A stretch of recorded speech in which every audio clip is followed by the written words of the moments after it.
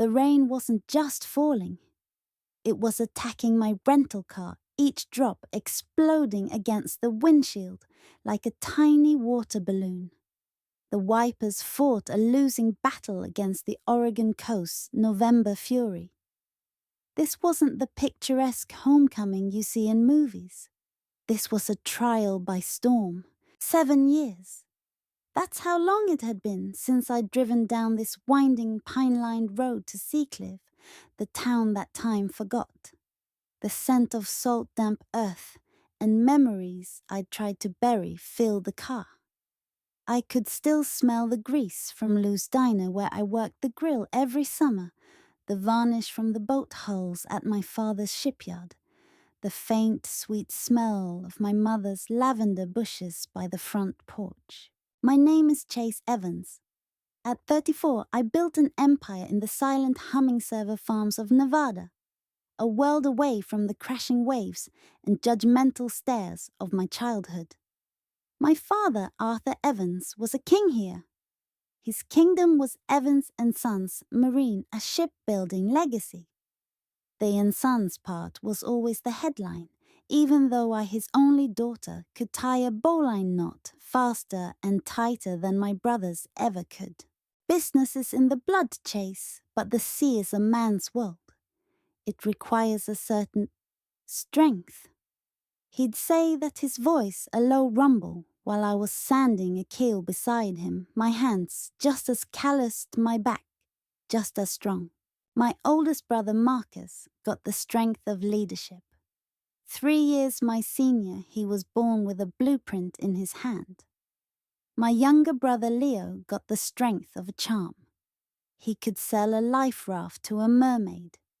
And me, I was just strong. Useful in the yard, but never seen as part of the legacy. My escape wasn't coding, but cryptography. Mrs. Gable, my high school physics teacher, saw it. She'd stay late with me in the lab, our hands covered in graphite, from working out complex problems on the whiteboard. The world runs on codes, Chase, not just on wood and steel. You could be the one to build the locks. I got into Caltech. Full ride for a cryptography program.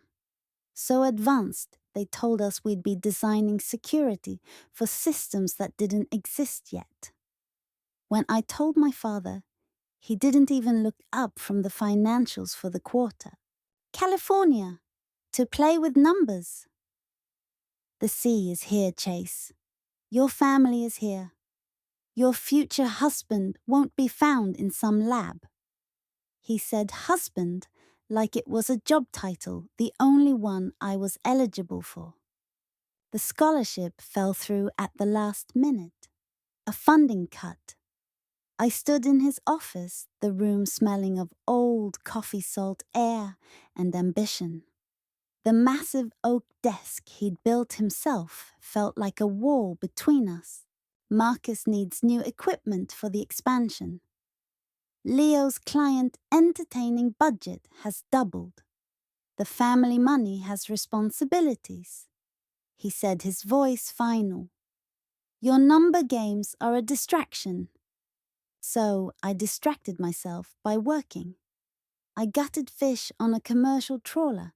At 4 a.m. sorted mail at the post office by noon and balanced the books for 3 local businesses at night. I saved every dollar, slept maybe 4 hours a night, and bought a one-way ticket to Pasadena. Caltech was a different kind of storm. While my classmates were at parties, I was in the library tracing algorithms on the windows with my finger. I graduated top of my class and walked right into a job with a shadowy cybersecurity firm you've never heard of, but that protects the banks you use every day. 2 years ago, I left. I took everything I knew and built Aegis Lock, a quantum encryption platform. We didn't just make better locks. We made a new kind of key. Last month, we were acquired. The deal closed quietly. My PR team has been fielding calls from Forbes for weeks. I kept giving them the same answer, no comment, But some secrets are too big to stay hidden for long. The familiar faded blue Victorian came into view, its windows glowing like amber in the stormy twilight. My real car, a silent, blacked-out Audi e-tron GT, was safe in my garage in Reno. This dented Toyota Corolla was a better fit for the girl they expected to see. I took a deep breath, my hand pausing on the door handle. The only sign of the life I built now was the watch on my wrist, a sleek, matte black thing that could withstand depths this ocean couldn't dream of. A gift to myself when we signed our first government contract. I pulled my sleeve down over it. This was my peace offering. My attempt to bridge a chasm of 7 years with the person they remembered. I had no idea the chasm was about to get a whole lot wider. The door swung open before I could ring the bell. Chase. You're soaked to the bone. My mother, Eleanor, pulled me into a hug. She smelled of yeast and lavender, just like I remembered. Come in. Come in, everyone's in the living room. Everyone was an understatement. The living room was a sea of familiar faces under the glow of the Christmas tree. Marcus stood by the stone fireplace, a whiskey in hand, already holding court. His wife Clara was arranging presents. Leo was showing off on his phone, probably a video of his latest boat design, to our Uncle Phil and Aunt Rose. Their kids, Liam, now a lanky 16-year-old, and Mia, 13, were lost in their devices. And there, in his worn leather armchair, a throne he'd never abdicated, sat my father, Arthur Evans. His hair was whiter, his face more lined, but his eyes were the same sharp, assessing blue. They scanned me, from head to toe, noting the simple sweater, the jeans, the wet hair. He didn't smile. Chase, he said, a simple acknowledgement. A label. Not a welcome. Dad, Merry Christmas. Marcus clapped me on the shoulder a little too hard. Look what the storm dragged in. California, treat you okay. It has its moments, I said. Still doing that computer security thing? Leo asked, not looking up from his phone. Something like that. The yard had its best year yet, Marcus announced, reclaiming the conversation. We just landed the contract for the new Coast Guard cutter series. Dad put me in charge of the whole production line. And I designed the new hybrid propulsion system they loved, Leo added. We're up 42% in revenue. This town runs on Evans boats. The dance was so familiar, it was almost comforting. My brothers posturing for the king, seeking his approval, marking their territory. I just smiled and nodded. My father's voice cut through the pleasantries. That little security company of yours ever amount to anything, Chase? Or are you still babysitting computers for a living? Before I could form a response, my mother swooped in. Dinner's ready. Chase be a dear and help me bring the roast out. The kitchen was a warm, steamy sanctuary.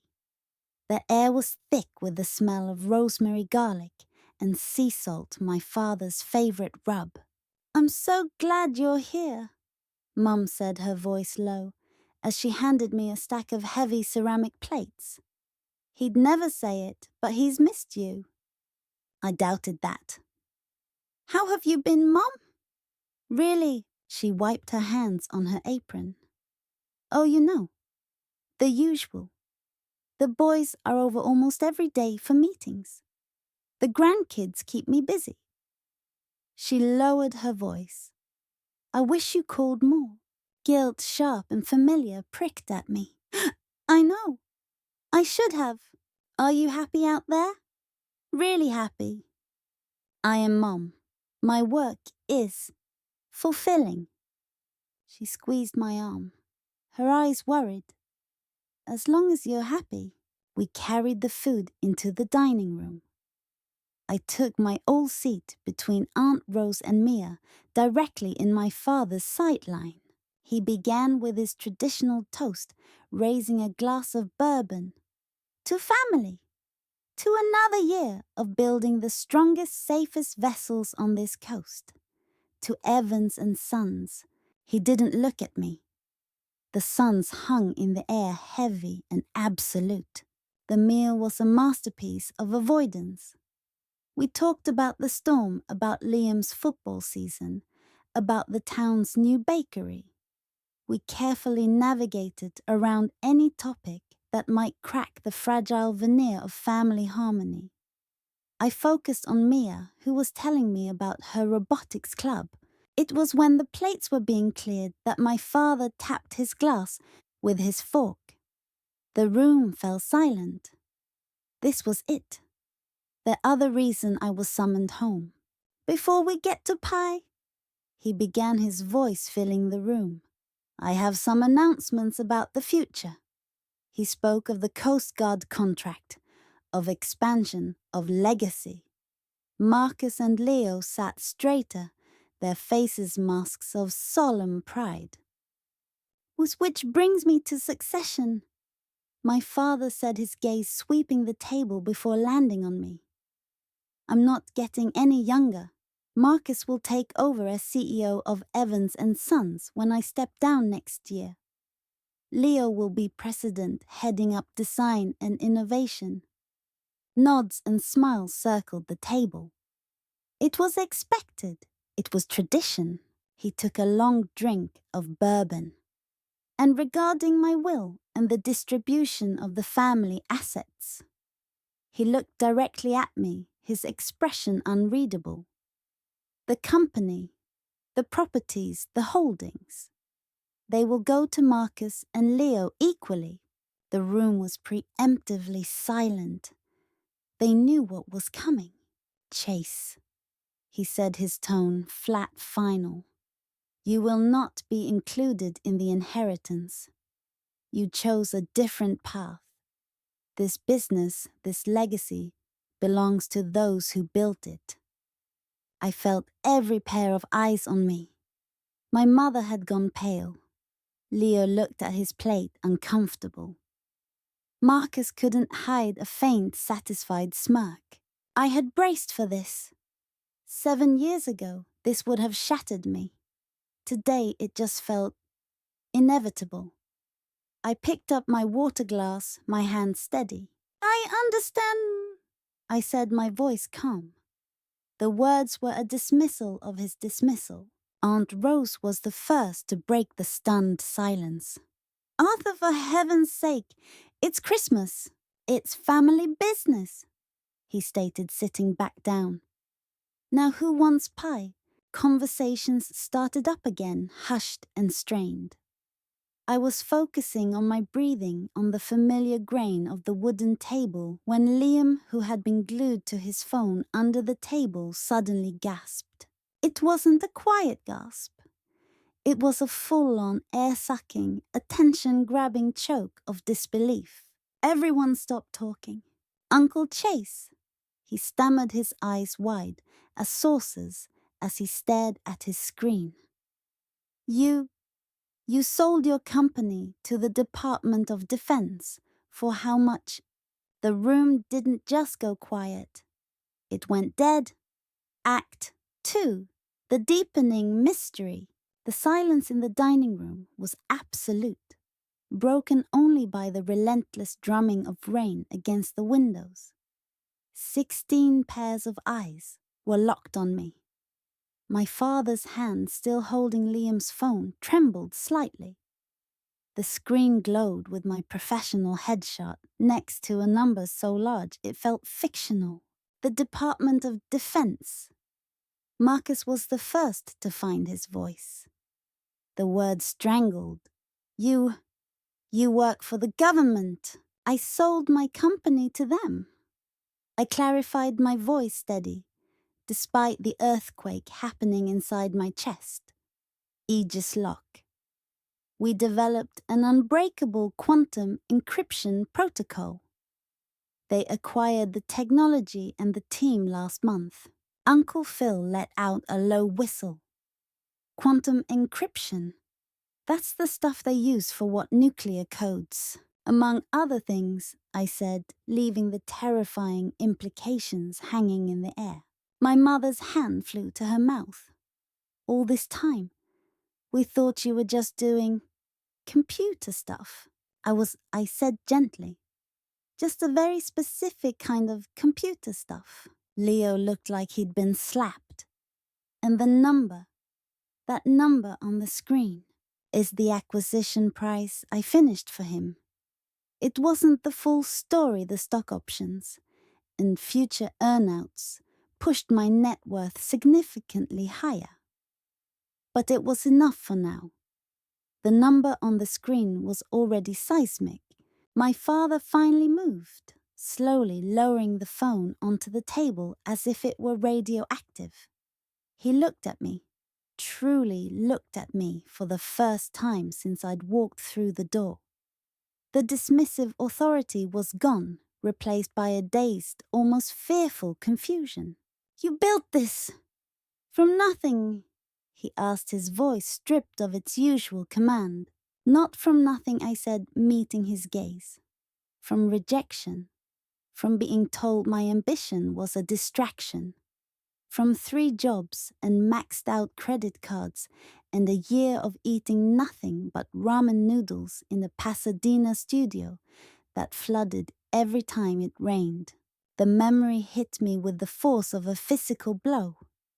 I was standing in that same studio, ankle deep in muddy water, frantically stacking textbooks and my only suit on top of my rickety desk. The storm outside mirrored the one in my heart. My last scholarship application had been denied. The rejection letter floated pathetically in the brown water. I remember the smell of wet cardboard and despair, the crushing certainty that I would never get out, that my father was right. I sank onto the soaked mattress and cried for the first and last time in my adult life.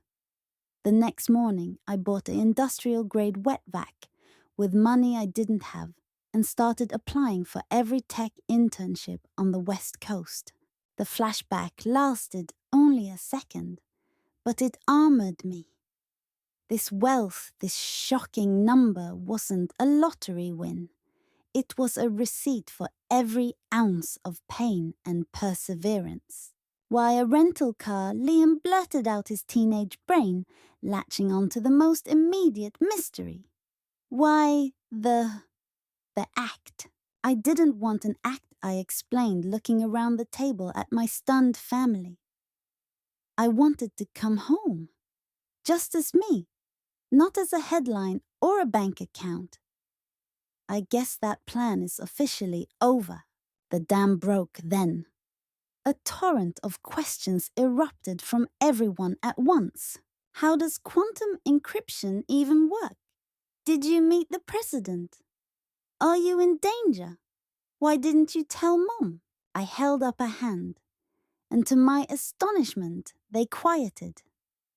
Respect, it seemed, could be purchased, and the price was $1.8 billion.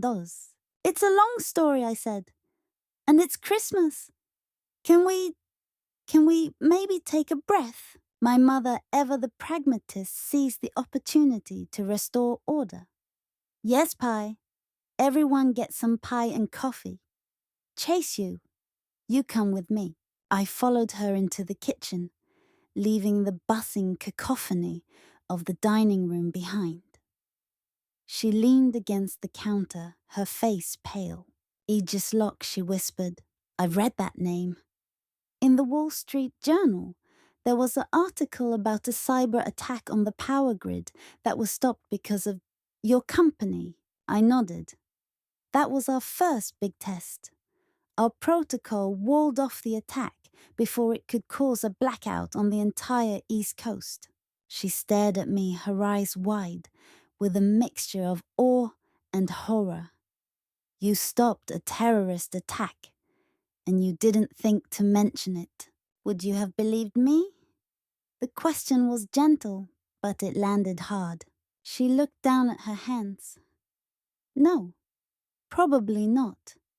She was silent for a long moment. Your father, what you said in there, about the rejection. He's not a cruel man, Chase. He's just from a different world. The world where daughters are supporting characters in their brothers' stories. I said, the old bitterness surfacing despite my best efforts. It's more complicated than that, she said, her voice gaining a strange defensive edge. There's things you don't know about why he is the way he is. Before I could press her, the back door swung open and my brother Leo stepped out onto the porch, gesturing for me to join him. The cold, rain-swept air was a shock to my system. I owe you an apology, he said without preamble, his breath forming clouds in the frigid air. He looked out at the dark, choppy water of the cove. A big one. I've been a world-class jerk. Leo, you don't have to. Yes, I do, he insisted, turning to face me. His usual smirk was gone, replaced by a raw sincerity I hadn't seen since we were kids building forts in the woods. I followed Dad's lead. I ate up the favoritism because it was easy. But the truth is, I've always been jealous of you. The admission hung between us stark and honest. Jealous of what I was the one getting left out. You got out, he said, his voice intense. You looked at this town, this business, this predetermined life, and you said no thanks. You built your own damn life from scratch. That takes a kind of courage I don't have. I just inherited mine. His words disarmed me completely. This wasn't the calculated respect of Vincent or the shocked greed of my uncles. This was real. For what it's worth, he added, what you built. It's actually important. We build boats. You protect the country. It's not even a competition. Inside the party had fractured into small, intense discussion groups. Aunt Rose and Uncle Phil were huddled with my mother, firing questions at her in hushed, urgent tones.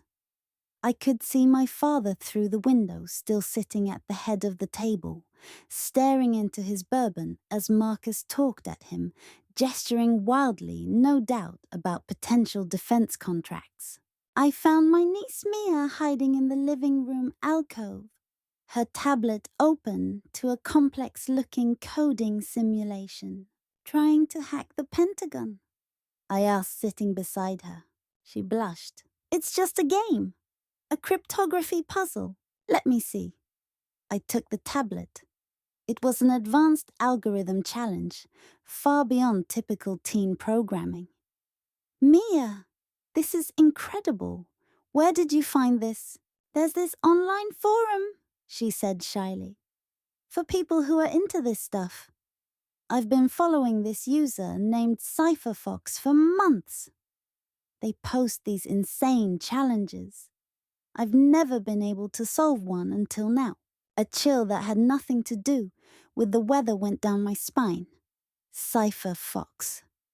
That was my old handle from my white hat hacker days in college, a name I hadn't used in over a decade. Someone was using it, impersonating me, luring talented kids like Mia into solving complex problems. For what purpose? Meanwhile, 3 time zones away in a sterile temperature-controlled server farm in Nevada, a lone technician monitored the Aegis network. A minor anomaly triggered a level 2 alert, an attempted probe from an unfamiliar IP address with sophisticated spoofing protocols. He almost dismissed it as background noise. But the signature was clever, almost artistic. He flagged it for deeper analysis, making a note to show it to his boss in the morning. It was probably nothing. Back in Seacliff, the puzzle on Mia's screen was anything but nothing. It was a key, and someone was teaching her how to use it. "This is really advanced, Maya," I said, keeping my voice calm.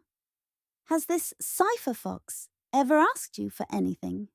To download anything?" She shook her head.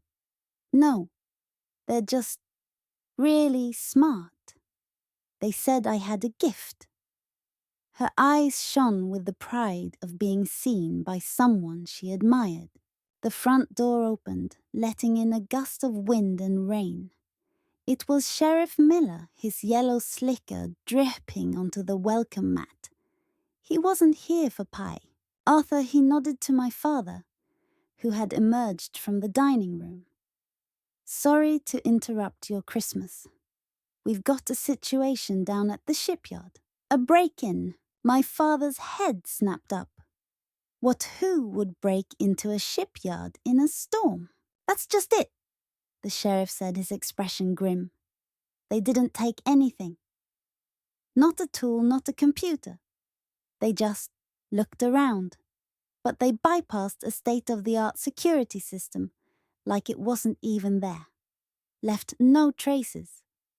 My deputy said it was the cleanest, most professional bypass he's ever seen. Almost like he didn't finish the sentence. He didn't have to. Every head in the room turned to look at me. The accusation in that silent collective stare was a physical weight. My own family moments after learning I'd sold a company to the Pentagon now suspected me of orchestrating a break-in at the family shipyard. The irony was so thick I could taste it metallic and bitter. "You think I had something to do with this?" I asked, my voice dangerously calm. Sheriff Miller shifted his weight, avoiding my eyes. "No one's accusing anyone, Chase. It's just the method. It's not your average smash and grab. This was elegant, high-tech. And because I'm the only person in this town who knows high-tech, it must be me." I counted my gaze sweeping across the frozen faces of my relatives. My father's expression was unreadable, a mask of stone. Marcus looked vindicated, as if his suspicions had been confirmed. Leo just looked confused. "Of course she didn't do it," my mother said, her voice trembling but firm. She stepped between me and the sheriff, a tiny, furious barrier. "That's ridiculous." "Then who did?" Eleanor, my father's voice boomed, cracking the tension like a whip. "Who else in Seacliff could bypass our system? We paid a fortune for it. It was supposed to be impenetrable." A thought cold and sharp pierced through my anger. Mia's tablet, the cipher fox puzzles, the break-in that wasn't a theft but a reconnaissance. "Sheriff," I said, my professional instincts taking over. "Did your deputy find any physical evidence, Fiber's footprints in the mud outside?" "Nothing." The rain washed everything away. It was like ghosts, or professionals who knew a storm was coming. I murmured more to myself than to him. I turned to my father. "I need to see the security system, the control panel, the logs." He blinked, thrown by the shift in dynamics. I was no longer the accused daughter. I was the expert being consulted. Why? Because if someone did this, they left a digital signature. And I can find it. The certainty in my voice brooked no argument. 10 minutes later, we were huddled in the cramped security office at the shipyard, a small windowless room that smelled of stale coffee and ozone. The sheriff, my father, Marcus, and Leo crowded behind me as I plugged a sleek, custom-built diagnostic tool from my go bag into the security system's mainframe. I never traveled without it. Lines of code scrolled down the screen, a waterfall of green text on black. The system was good commercial-grade top-of-the-line 5 years ago. But to me it was a dinosaur. I saw the bypass immediately. It was beautiful in a terrifying way. A surgical strike. They didn't break the encryption, I said, my fingers flying across the keyboard. They invited themselves in. They created a backdoor using a 0-day vulnerability in the system's outdated firmware. They were inside for exactly 17 minutes. They accessed only 3 areas: the server room, the design lab, and the archives. The archives, my father asked, bewildered. That's just old blueprints and paper records. Ah, not just paper. Marcus said, his face pale. The prototypes for the Coast Guard cutter's hybrid drive. The schematics are stored digitally in the archive server. They're classified for official use only. The air left the room. This wasn't industrial espionage anymore. This was a national security incident. They exfiltrated the data I confirmed, pointing to a nearly invisible data stream log. They hid it in a packet of outgoing diagnostic reports sent to the manufacturer. It was brilliant. Can you trace it? The sheriff asked, his earlier suspicion replaced by desperate hope. The trail is buried under 100 layers of proxies and mirrors. I said, my stomach sinking. It's gone. But this wasn't random. They knew exactly what they were looking for and where to find it. This was an inside job. 4 pairs of eyes stared at me in horror. What does that mean? Leo whispered. It means someone told them what to take and where it was. My mind raced, connecting dots. The Cypher Fox persona grooming Mia. The break-in timed with the family gathering, ensuring maximum chaos and a perfect alibi for everyone. It was a misdirection play worthy of a magician. Frame the prodigal daughter with the shocking secret while the real thief slipped away unnoticed. But who and why? My father sank into a worn office chair, looking every one of his 68 years. The Coast Guard contract. It's the biggest in our history. If those designs are compromised, the deal is dead. The company is finished. The full weight of the sabotage crashed down on him. His legacy, the thing he'd valued above all else above me, was evaporating before his eyes. Just then, my phone vibrated with an encrypted alert. It was my head of security in Nevada. Boss, urgent. We detected a probe on our external network 3 hours ago. Signature matched a known freelance operative, goes by Keymaker. He's a specialist in physical infiltration and data acquisition. High-priced, ghosted after the probe. We're locking everything down. The Keymaker, a ghost for hire. Someone had paid a lot of money to destroy my father. I looked from the desperate fear on my father's face to the cold scrolling text on my screen. The 2 worlds I had kept meticulously separate, my past in Seacliff and my present in Nevada, had violently collided. And then I saw it. A tiny, almost insignificant detail in the server logs. A user login from earlier that day, before the break-in. An administrative login that had no business being active on a holiday. The username Mban Evans. Marcus Evans. My eyes snapped to my brother. He was staring at the login ID on the screen, his face a perfect mask of shock. But I saw it a flicker of something else in his eyes. Not surprise. Panic. Marcus! I said, my voice low and steady. Why did you access the archive server this morning? The room went preternaturally still. All eyes turned to my oldest brother. I didn't, he stammered, his confidence evaporating. I was with you all day, preparing for dinner. The log doesn't lie, I said, turning the screen toward them. Your credentials were used at 9:47 a.m. to run a system diagnostic, the same diagnostic packet that was used to smuggle the data out. It wasn't me, he insisted, his voice rising in pitch.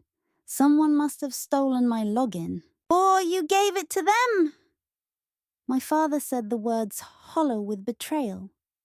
He stood up, his big frame seeming to shrink.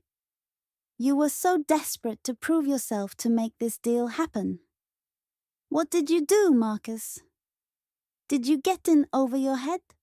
Try to cut a side deal that backfired. The theory hung in the air, ugly and plausible. Marcus jealous of the attention Leo got for his designs, insecure in his role as the numbers guy, making a reckless move to secure his position. No, Dad, I would never, Marcus pleaded, looking from our father's stony face to Leo's dawning horror to the sheriff's grim expression. I wanted to believe him, but the evidence was right there. The inside man caught by a digital footprint.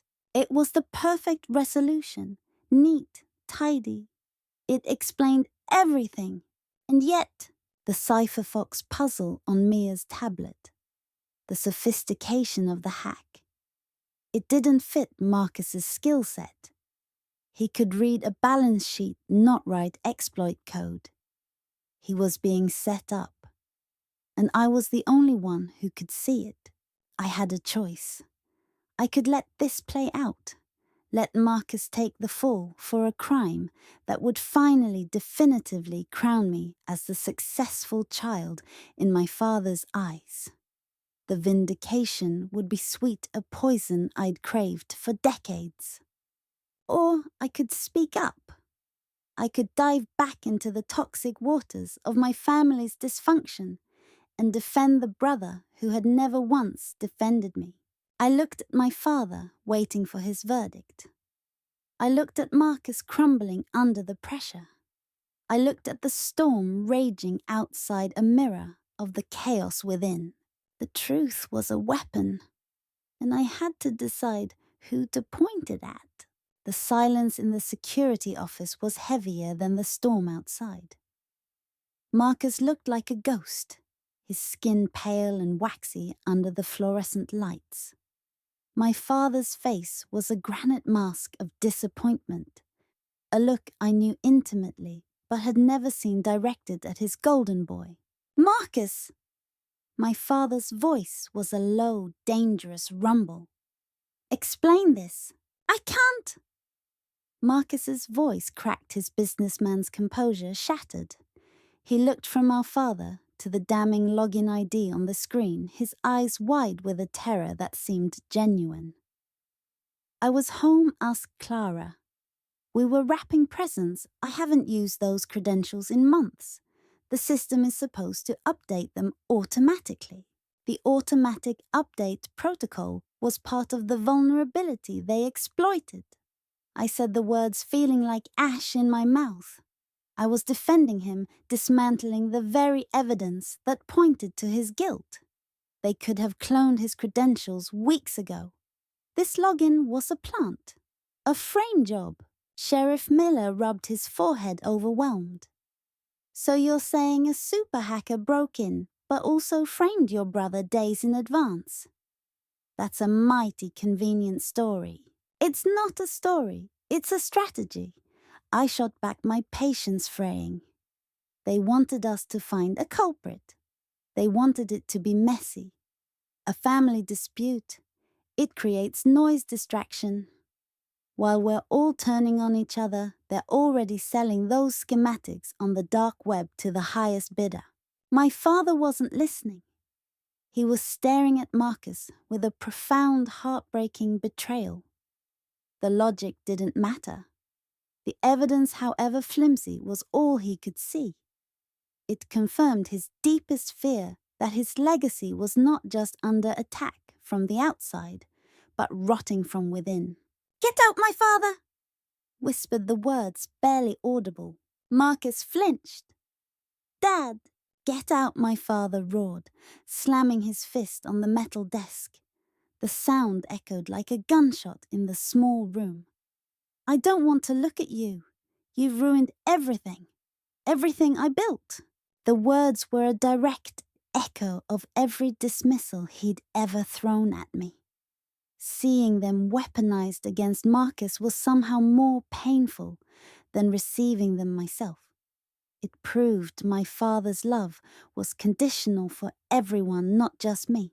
Leo finally found his voice. Dad, wait.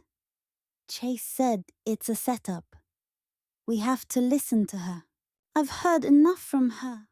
My father snapped, turning his fury on me. You show up after 7 years with your secrets and your money and your cyber ghosts, and now my company is being stolen out from under me. This is your world, Chase. This chaos not mine. I felt the old wound tear open. I was being blamed for the crime simply because I existed in the universe where such crimes were possible. My success was now my failure. Without another word, Marcus turned and fled into the stormy night. Clara, his wife, shot me a look of pure venom before running after him. The family was fracturing in real time. Sheriff Miller threw his hands up. I'll put out an APB on this keymaker character. Not sure what good it'll do. He left the door swinging shut behind him, leaving me alone with my father and Leo in the cold, humming silence of the security office. The three of us, the dismissed daughter, the disgraced heir, and the favored son who never wanted the crown. What a picture! He didn't do it! Dad, Leo said, his voice firm. Marcus is a lot of things. Arrogant, insecure, but he's not a traitor. He loves this company more than he loves anything else. My father said nothing. He just stared at the blank security monitors, his empire seemingly in ruins. I needed air. I needed to think. I walked out, leaving them in the office, and stood under the awning, watching the rain pour off the roof in sheets. The wind howled, stealing the breath from my lungs. My watch, the one luxury I'd allowed myself, felt cold against my skin. But I never told anyone. The truth was I had almost failed. 2 years into building Aegis, we were broke. Our angel investor had pulled out. I was facing down the humiliation of bankruptcy, of slinking back to Seacliff with my tail between my legs. My father's "I told you so" ringing in my ears. I was sitting in that same flooded studio, ready to give up, to delete every line of code I'd ever written. In a moment of despair, I had drafted an email to my father. I begged for a loan. I promised to pay it back with interest. I was ready to trade my pride for survival. I stared at the send button for an hour, my finger hovering over it. Then I deleted the draft, sold my car, and lived in my office for 6 months. I never told a soul how close I came to breaking. The memory was a shot of adrenaline. I hadn't come this far to be defeated by a ghost from my past or a tyrant in the present. I pulled out my phone and connected to a satellite link, bypassing the compromised local networks. I opened a secure channel to my team in Nevada. I need a full digital sweep on Marcus Evans, I said, my voice cutting through the storm. Bank records, recent communications, everything. And I need a deep dive on that keymaker signature. I want to know who his usual clients are. Find a pattern. On it, boss, a voice replied instantly. We're also seeing something weird. That probe we detected. It originated from an IP address that's familiar. It's been used before. In that attempted breach on the State Department servers last year, the one we attributed to that hacktivist group, Digital Tide. Digital Tide. They were idealists, not mercenaries. They attacked government surveillance projects, not family shipyards. It didn't fit, unless the shipyard was a cover for something else. I ran back inside. My father was still sitting in the chair, a broken king. Leo was pacing. "Dad, what exactly is in the archives?" I demanded. "Besides the cutter schematics." "Think. What else is on that server?" He waved a dismissive hand. "Old things. Obsolete designs. Tax records. Employee files from 50 years ago. Nothing of value." "Employee files," I pressed. "From when? The 70s? 80s? Earlier, I suppose," he mumbled. "My father's time." A cold certainty settled over me. This wasn't about the future. It was about the past. I pushed past him and sat back at the terminal, my fingers flying.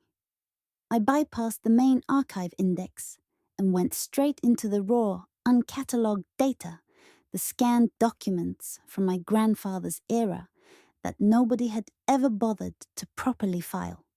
Payroll records, work orders, shipping manifests, and then I found it, buried in a scanned log from 1974.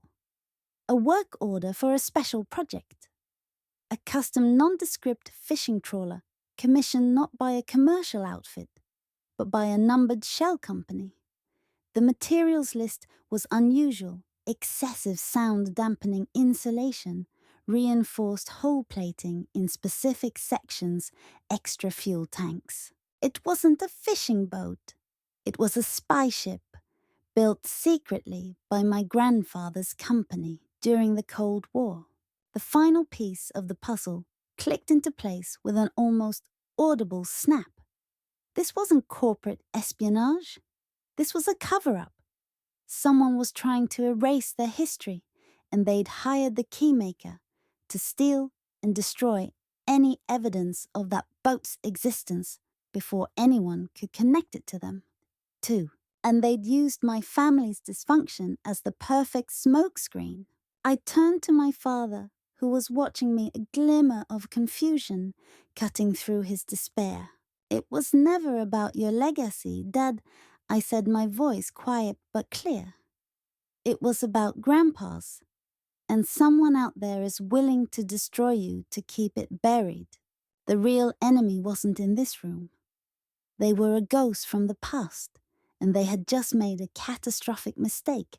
They had underestimated me. The storm had finally broken."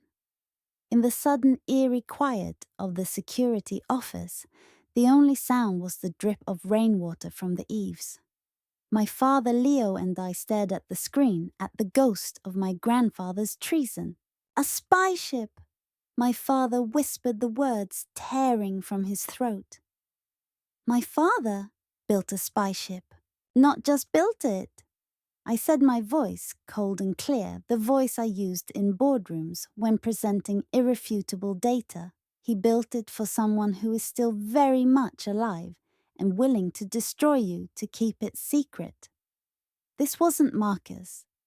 This was a cleanup operation. They needed a fall guy, and they used our family's own dysfunction to hand-deliver one. The truth was a wrecking ball swinging through the last of my father's defenses. He didn't just look old. He looked hollowed out. The foundation of his entire life, his father's legacy, his own business, was built on quicksand. My phone buzzed again. My security team. Keymaker's last known location triangulated. He's still local. Holed up at the Seacliff Inn, room 214. Local PD is en route, but 10 minutes out. He's prepping to vanish. 10 minutes was an eternity. The keymaker would be gone in 2. "He's still here," I said, grabbing my jacket. "At the inn. I'm going." "Chase, no." Leo grabbed my arm. "That's insane." "He's a professional. Let the police handle it. The police will knock. He'll say, 'Who's there?' And then he'll be out the window and into the night, I said, pulling free. I don't need to arrest him. I just need to look him in the eye and ask one question. I need to know who hired him. I'm coming with you, my father said, pushing himself up from the chair. His voice was rough, but his eyes held a new grim light. Dad, you can't. This is my name, my family, my father's sin. He cut me off his jaw set in a way I hadn't seen in years. I am not hiding in this office while you fight my battles. The three of us ran through the pouring rain to my rented Toyota. I slid into the driver's seat, my father took shotgun, and Leo piled into the back. The short drive to the Seacliff Inn was a silent, tense blur. The inn was a shabby 2-story motel that smelled of damp carpet and stale cigarettes. Room 214 was around the back. We didn't bother with the front desk. What's the plan? Leo hissed as we stood outside the faded green door. The plan is I talk, I said. Before they could argue, I raised my hand and knocked sharply. A pause, then a wary voice. Who is it? Management? Leak in the room below. Need to check your bathroom. I layered my voice with bored annoyance, the perfect tone of an underpaid night manager. A chain rattled. The lock clicked. As the door opened a crack, I shoved my shoulder against it hard. It flew open, smacking into the man behind it. The keymaker was smaller than I expected, wiry and sharp-faced, already dressed in black tactical gear, a half-packed duffel bag on the bed. He recovered instantly, his hand flashing toward a pistol on the nightstand. Ah! I didn't flinch. The gun's a mistake, I said, my voice flat. The police are 4 minutes out. I'm not here to stop you. I'm here to make you an offer. He hesitated, his eyes darting between me, my father filling the doorway, and Leo looking like he might be sick. Who are you? He snarled. The person who just transferred $500,000 to the offshore account listed in your file. I lied smoothly, projecting a calm I didn't feel. Consider it a consulting fee. I just want a name, the name of the person who hired you to destroy my family. His eyes widened slightly. The sheer audacious amount of money acted like a verbal stun gun. I don't know what you're talking about. The Evans shipyard. The 1974 trawler. The data theft you framed my brother for. I took a step closer. The money is yours whether you talk or not. But if you talk, you walk out of here before the cops show up. If you don't, you can explain to them why you're stealing Cold War relics. I was bluffing on every level. I didn't have his account number. The police were 6 minutes away, not 4. But I stared him down, letting him see the absolute certainty in my eyes. I was the most dangerous thing in the room, and he knew it. He broke. A flicker of resignation in his gaze. It was a woman, an old woman, a librarian or something, paid in untraceable cryptocurrency. Her name is Agatha Price. The name hit my father like a physical blow. He staggered back a step, his face draining of all color. Aggie! He breathed the word, a shocked exhale. Sirens wailed in the distance, growing closer. The keymaker didn't wait. He snatched his duffel bag, shoved past us, and disappeared into the rain-soaked night. We stood there frozen in the dingy motel room as police cars skidded to a halt outside their lights painting the walls in pulsing red and blue. 1 year later, the California sun was a warm, forgiving blanket. My father stood beside me on the deck of my home, overlooking the Pacific, a world away from the storm-lashed coast of Seacliff. He looked different, softer. The permanent frown line between his brows had eased. "Agatha Price," he said, sipping his iced tea. "My father's... well, I suppose you'd call her his control officer. She was the librarian at our elementary school. She recruited him. When she read about the Coast Guard contract in the paper, she panicked, thought the old schematics might be rediscovered during the modernization. She was trying to protect her own legacy, her own secrets. The old woman had been quietly arrested a week after that night. The story barely made a ripple in the news. A footnote of the Cold War closed. And Marcus, I asked, he's running the new San Diego division. My father said, a genuine smile touching his lips for the first time. He needed to get out from under my shadow. He's thriving. He sends his regards, by the way, and his thanks. The door to the house slid open, and Leo walked out, followed by his son Liam, who was now practically attached to a tablet deep in a coding simulator we'd developed at Aegis for new recruits. "Uncle Leo is trying to explain blockchain to me," Liam said, rolling his eyes affectionately. "He's about 3 years behind." Leo ruffled his hair. "Watch it, kid. I can still outsail you." The back gate opened and Mia walked in, home from her first semester at Stanford on a full-ride scholarship from the newly established Evans Foundation for Women in STEM. She was trailed by 2 of her classmates, all of them talking a mile a minute about their AI ethics project. My mother emerged from the kitchen wiping her hands on an apron. She'd just finished teaching a virtual cooking class to seniors back in Seacliff, a new passion project. Everyone lunch is ready, and no shop talk at the table. We gathered around the long outdoor table, my chosen family from Aegis, my blood family from Seacliff, the lines between them now happily blurred. The conversation was a lively mix of boat design, algorithmic theory, and my mother's famous potato salad recipe. As we ate, my father cleared his throat. He didn't tap a glass for silence anymore. He just waited for the natural lull. I have an announcement," he said, looking at me. "The board met last week. We're retiring the name Evans and Sons Marine." Leo almost choked on his iced tea. "What?" My father smiled. "It's time. The new company will be called Evans Maritime Solutions. And the CEO position? Well, it's a new role.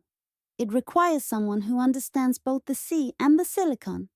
Someone who can guide us into the next century." He looked directly at me.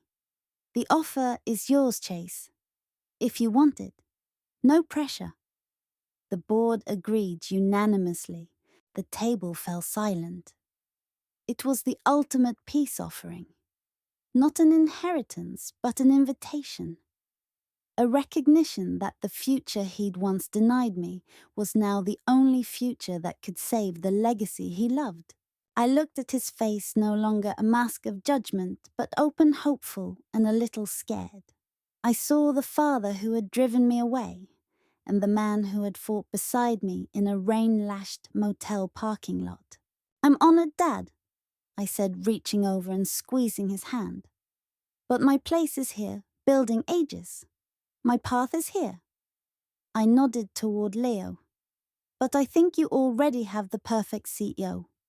He understands the heart of the business, and he's not afraid to ask for help." Leo's eyes shone with emotion. My father nodded slowly, accepting the truth not as a rejection, but as a passing of the torch to the right person. After lunch, I found Mia by the pool, her feet dangling in the water, as she sketched out a new interface idea on her tablet. "Remember that night?" she asked, without looking up. When everything blew up, I was so scared. But it was like the explosion let the light in. I sat beside her, dipping my own feet into the cool water. It let the truth in. That's all any of us ever needed. That night, as the sun set over the Pacific, turning the sky into a watercolor of orange and purple, we gathered for a family photo. Not a stiff formal portrait, but a laughing, jostling group filled with the people I'd chosen and the family I'd rediscovered. My father put his arm around my shoulders, a simple, easy gesture that would have been impossible a year ago. "You were right, you know," he said quietly. "All those years ago. The future wasn't in the wood and steel. It was in here." He tapped his temple. "It's in both," I corrected gently. "It's in building something that lasts, whether it's a boat or a line of code. The material doesn't matter, the intent does." He nodded, and for the first time, I saw not a titan of industry or a dismissive patriarch, but just a man. A flawed, complicated man who was finally trying to learn. As the camera flashed, freezing us in a moment of hard-won joy, I realized the greatest wealth I'd ever accumulated wasn't in my bank account. It was right here on this deck, built not from silicon and venture capital, but from forgiveness, acceptance, and the courage to finally come home.